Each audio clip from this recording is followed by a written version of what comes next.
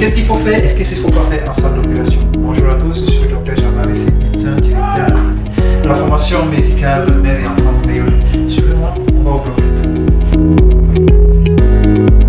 Docteur, pouvez-vous nous présenter la salle d'opération? Bien sûr, avant de parler de la salle d'opération, il faudrait déjà que vous sachiez que la salle d'opération fait partie de tout le bloc opératoire. Le bloc opératoire en lui-même qui est constitué de la salle de réveil, de la salle d'opération, la salle de brossage et de la salle de désinfection. Ici, nous sommes dans la salle d'op. Et la salle d'op est constituée du lit, de la table d'opération principalement, une lampe d'éclairage qu'on appelle aussi cialytique, une bonbonne d'oxygène. Dans notre cas, nous avons une bonbonne d'oxygène pour les cas d'urgence et juste derrière vous, nous avons un scope pour le contrôle anesthésique. Comment se fait un lavage chirurgical des mains? Pour faire un lavage chirurgical des mains, il faut déjà savoir quel matériel nous devons disposer. Nous devons avoir de l'eau courante, une brosse et de la bétadine rouge. Le lavage chirurgical en lui-même commence. Nous commençons par brosser les ongles, la paume de main, le dos de la main, et nous allons brosser de la main jusqu'au coude, donc de la main en allant au coude, de la main en allant au coude. Et après brossage, le brossage se fait au moins 30 secondes par partie. Je brosse la paume de la main pendant 30 secondes, le dos de la main pendant 30 secondes, les avant-bras, toutes les faces de l'avant-bras pendant 30 secondes.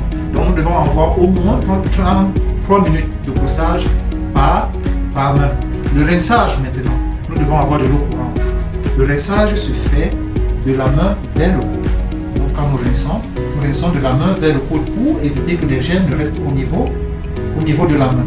Nous rinçons et nous gardons les mains levées, le coude droit, pour éviter que les gènes ne rentrent au niveau de la main. Ça, c'est l'une des méthodes d'asepsie au bloc. Ne jamais essuyer, sauf si nous avons un matériel stérile à notre disposition. Après le lavage chirurgical des mains, quelle attitude à adopter avant d'entrer en salle d'opération?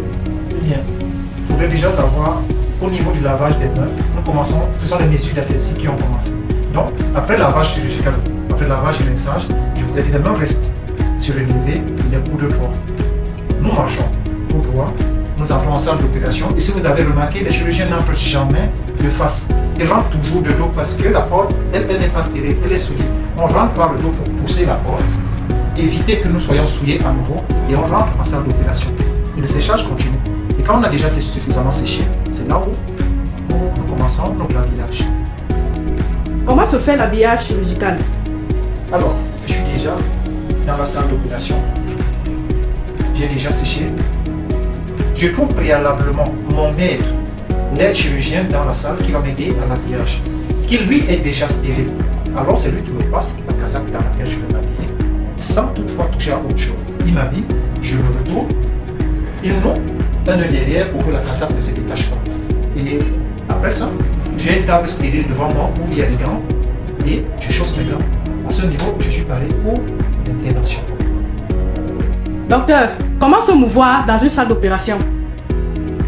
Alors, peu importe l'incident dans un bloc opératoire, s'il fait que les différents intervenants lors d'une opération se traversent, s'ils veulent se mouvoir, jamais et à grand jamais, ils doivent se traverser de face. Jamais. S'ils veulent se traverser, si les gens doivent se mouvoir dans un bloc opératoire, toujours se traverser de dos. De dos. Toujours. Pour respecter les règles d'asepsie.